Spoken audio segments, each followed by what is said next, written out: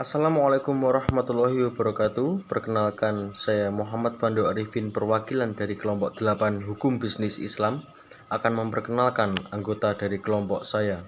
Yang pertama, ada Melinda Diaharum dengan NIM akhir 111. Yang kedua, ada Siti Zahraun dengan NIM akhir 113. Dan saya sendiri, Muhammad Fando Arifin dengan NIM akhir 135. Berikut video selengkapnya yang akan kami presentasikan. Pengertian pilot secara etimologi, kepailitan berasal dari kata pilot yang diambil dari bahasa Belanda yaitu violet, yang berarti pemogokan atau kepacetan pembayaran. Dalam bahasa Inggris, yang digunakan adalah bankrupt atau pilot dan bankruptcy atau kepailitan.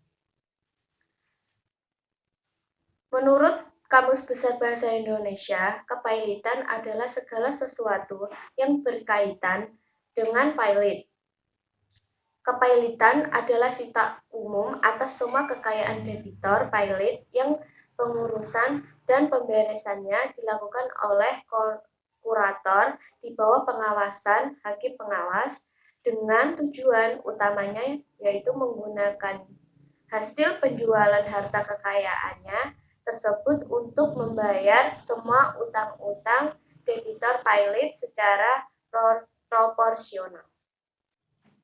Materi selanjutnya yaitu dasar hukum kepailitan. Dasar hukum kepailitan memiliki peranan yang sangat berarti dalam lalu lintas aktivitas dunia usaha. Pengertian kepailitan di Indonesia mengacu pada Undang-Undang Nomor 37 Tahun 2004 tentang kepailitan dan penundaan kewajiban pembayaran utang. Yang dalam pasal 2 menyebutkan yang pertama, debitor yang mempunyai 2 atau lebih kreditor dan tidak membayar lunas setidaknya satu utang yang telah jatuh tempo dapat ditagih dinyatakan pilot dengan keputusan pengadilan baik atas permohonannya sendiri maupun atas permohonan satu atau lebih kreditornya. Yang kedua, pemohon dapat juga diajukan oleh kejaksaan untuk kepentingan umum. Dasar hukum kepailitan Indonesia tidak hanya diatur dalam Undang-Undang Nomor 37 Tahun 2004, tetapi juga segala sesuatu yang berkaitan dengan kepailitan yang diatur dan tersebar di berbagai peraturan perundang-undangan. Hukum kepailitan Indonesia bagaimana dimuat dalam Undang-Undang Nomor 37 Tahun 2004 dan peraturan perundang-undangan lainnya sebagai memuat selain memuat hukum material juga memuat hukum formil. Materi selanjutnya yaitu asas-asas kepailitan. Asas hukum kepailitan Indonesia secara umum diatur dalam pasal 1131 KUHP dan asas khusus dimuat dalam Undang-Undang Nomor 37 Tahun 2004 tentang kepailitan dan penundaan kewajiban pembayaran utang. Putusan pilot harus diputuskan dalam jangka waktu yang tidak berlarut-larut. Kebangkrutan adalah eksekusi lebih lanjut dari ketentuan pasal 1131 dan pasal 1132 KUHP. Kebangkrutan digunakan sebagai alternatif kewajiban penyelesaian utang agar debitor terhadap kreditor lebih efektif, efisien, dan proporsional. UU KPKPU juga menyebutkan beberapa asas yang diadopsi yaitu yang pertama, asas keseimbangan merupakan tentang diaturnya ketentuan yang dapat mencegah terjadinya penyalahgunaan pranata dan lembaga kepentingan oleh debitor yang tidak jujur. Di lain pihak, terdapat ketentuan yang dapat mencegah terjadinya penyalahgunaan pranata dan lembaga kepailitan oleh kreditor yang tidak beretikat baik. Yang kedua yaitu asas kelangsungan usaha merupakan diaturnya ketentuan yang memungkinkan perusahaan debitur yang prospektif tetap berlangsung. Kemudian yang ketiga yaitu asas keadilan merupakan ketentuan mengenai kepailitan dapat memenuhi rasa keadilan bagi para pihak yang berkepentingan. Asas keadilan ini untuk mencegah terjadinya kesewenang-wenangan pihak penagih yang mengusahakan pembayaran atas tagihan masing-masing terhadap debitor dengan tidak memperdulikan kreditor lainnya. Kemudian yang keempat, yaitu asas integrasi merupakan bahwa sistem hukum formil dan hukum material merupakan satu kesatuan yang utuh dari sistem hukum perdata dan hukum secara perdata nasional. Materi selanjutnya yaitu pihak-pihak yang terkait dalam kepailitan. Ada beberapa pihak yang terlibat dalam proses kepailitan, yaitu yang pertama, pihak pemohon pailit, yaitu pihak yang mengambil inisiatif untuk mengajukan permohonan pailit ke pengadilan dalam perkara biasa disebut sebagai pihak penggugat. Kemudian yang kedua, pihak debitor. Pihak debitor pailit adalah pihak yang memohon atau dimohonkan pailit ke pengadilan yang berwenang. Kemudian yang ketiga, hakim niaga. Perkara kepailitan diperiksa oleh hakim majelis, tidak boleh hakim tunggal, baik untuk tingkat pertama maupun untuk tingkat kasasi. Kemudian yang keempat, hakim pengawas. Dalam pengawasan, pelaksanaan pemberesan harta pailit, dalam keputusan kepailitan oleh pengadilan harus diangkat seorang hakim pengawas di samping pengangkatan kurator. Yang kelima, panitia kreditor adalah pihak yang mewakili pihak kreditor, sehingga panitia kreditor tentu akan memperjuangkan segala kepentingan hukum dari pihak kreditor. Yang keenam, kurator merupakan lembaga yang diadakan oleh undang-undang untuk melakukan pemberesan terhadap harta pailit. Assalamualaikum warahmatullahi wabarakatuh. Nama saya Siti Yarona Fiah, NIM 124051931. Syarat-syarat dalam mengajukan permohonan kepailitan. Yang pertama, debitur itu sendiri. Permohonan dapat diajukan oleh debitur itu sendiri atau yang biasa dikenal dengan voluntary declarative bankruptcy. Kreditur yang dimaksudkan adalah kreditur konkuren dan kreditur separatis maupun kreditur preferen. Untuk kreditur separatis dan kreditur preferen, mereka dapat mengajukan permohonan pernyataan pailit tanpa kehilangan hak guna atau kebendaan yang mereka miliki terhadap harta debitur dan haknya untuk didahulukan. Yang selanjutnya, kejaksaan. Permohonan pailit juga dapat diajukan oleh kejaksaan untuk kepentingan umum sebagaimana yang sudah diatur dalam pasal 2 ayat 2. Selanjutnya, Bank Indonesia. Dalam debitur merupakan bank yang mana permohonan pernyataan pailit hanya diajukan oleh Bank Indonesia. Selanjutnya, Badan Pengawasan Pasar Modal atau BAPEPAM. Jika debitur merupakan perusahaan efek bursa efek, lembaga clearing dan penjaminan, lembaga penyimpanan dan penyelesaian, maka permohonan pernyataan pailit hanya dapat diajukan oleh Badan Pengawasan Pasar Modal. Selanjutnya, Menteri Keuangan. Dalam hal debitur, asuransi, perusahaan reasuransi, dana pensiun atau BUMN yang bergerak di bidang kepentingan publik. Permohonan pernyataan pailit hanya dapat diajukan oleh Menteri Keuangan.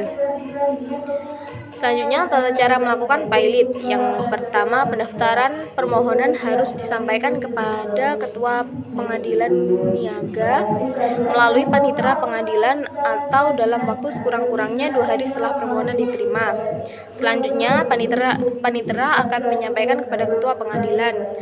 Pengadilan akan mempelajari dan perkara menuju serta melantik majelis hakim untuk memeriksa perkara tersebut. Selanjutnya, Ketua Majelis Hakim akan menetapkan hari dan tanggal pemeriksaan perkara dalam waktu 3 hari setelah permohonan didaftarkan. Jurusita memberitahukan dan memanggil pihak-pihak yang berperkara dan saksi-saksi atau jika ada dalam waktu sekurang-kurangnya 7 hari. Selanjutnya, upaya hukum dan akibat hukum dalam pailit. Terhadap putusan pailit dapat diajukan 2 upaya hukum antara lain kasasi ke Mahkamah Agung dan peninjauan kembali atau PK. Hal ini berbeda dengan upaya hukum banding. Pihak yang mengajukan upaya hukum prinsipnya sama dengan pihak yang dapat mengajukan permohonan pernyataan pailit, namun mereka tidak puas terhadap putusan pengadilan.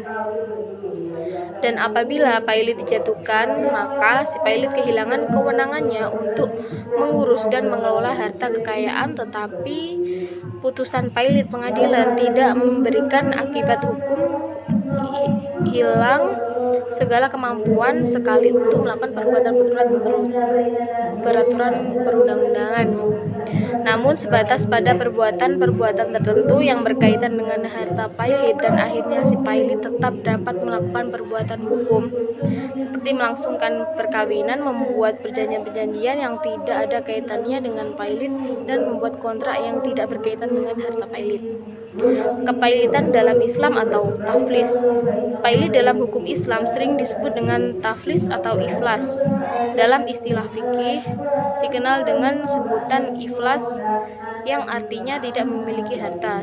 Dan orang yang pailit disebut muflis, raflis atau ikhlas, dan artinya banyak utang dari harga sehingga tak dapat harta itu membayar segala hutang. Menurut Imam Ahmad Mukhlisat ada dua macam sebagai berikut.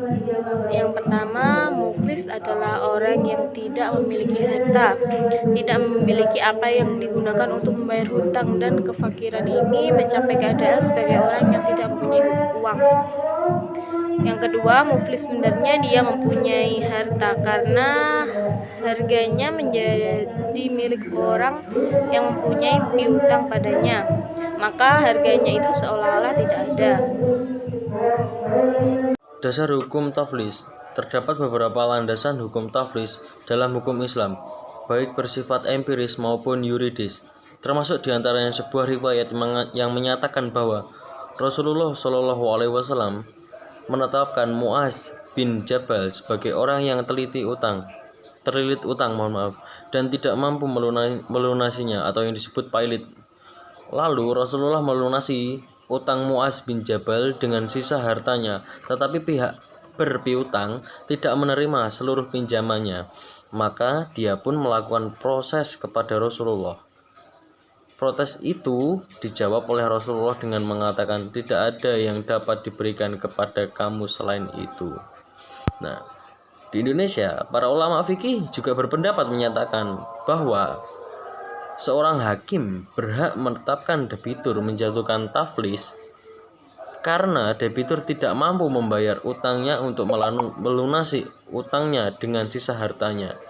Jadi seorang hakim pun telah menyetujui hal ini. Bagaimana jika seorang pailit atau orang yang terlilit hutang itu pada akhirnya bisa merampas harta seorang penghutang itu karena tidak mampu membayarnya, dan hanya itu jalan satu-satunya untuk kita mendapatkan kembali uang itu. Jadi banyak seperti kita berhutang dengan ada jaminan seperti itu, lalu kita mendapatkan atau kita disita barang kita karena kita tidak bisa membayar secara penuh. Jadi seperti itu. Penetapan orang jatuh pailit. Orang yang ditetapkan jatuh pailit setidaknya harus mempunyai minimal 2 kreditor atau lebih, tidak membayar lunas sedikitnya 1 utang. Utang tersebut telah jatuh tempo dan ditagih. Permohonan pailit bisa atas permohonan 1 atau lebih kreditornya. Jadi yang dimaksud adalah seperti ini. Seorang pailit itu adalah orang yang terlilit hutang, begitu ya. Dan yang dimaksud adalah bagaimana keterhimpitan ini bisa tertolong karena utangnya itu belum lunas sama sekali, atau kalau syaratnya minimal ada 2 kreditor atau 2 hutangan yang orang ini hutang seumpama, lalu dia tidak bisa menyelesaikan semuanya. Nah, ini bisa kita beri keringanan dengan pilot tersebut. Pengurusan harta pilot konvensional dan syariah. Yang pertama yang akan saya bahas adalah pengurusan harta pilot konvensional. Adanya putusan pernyataan pilot terhadap orang yang telah meninggal tersebut mempunyai akibat hukum sebagaimana disebutkan dalam pasal 209 Undang-Undang Kepailitan bahwa putusan pernyataan pilot demi hukum dipisahkan harta kekayaan orang yang meninggal dari harta kekayaan ahli warisnya. Pemisahan ini sangat penting untuk menghindari terjadinya percampuran harta peninggalan dengan harta pribadi ahli waris. Apalagi jika ada ahli waris yang mempunyai utang, maka terhindar pula penggunaan harta peninggalan untuk melunasi utang pribadi para ahli warisnya. Yang kedua, pengurusan harta pilot syariah. Menurut Islam, Maliki berpendapat dalam hal kepailitan sama dengan kematian. Tetapi fuqaha lainnya mengemukakan pendapat bahwa utang menjadi tiba masanya untuk dilunasi dengan adanya kematian, dengan berlandasan bahwa Allah Subhanahu wa taala melarang warisi kecuali sesudah melunasi utang. Harta warisan atau harta peninggalan dari seorang yang telah meninggal dunia dapat dinyatakan pilot dengan syarat orang yang meninggal tersebut ketika masih hidup berada pada keadaan berhenti membayar utangnya, atau harta peninggalannya saat meninggal tidak cukup untuk membayar utangnya. Jadi sekian presentasi dari kelompok kami. Sekian dan mohon maaf jika ada kurang atau lebihnya, dan terima kasih.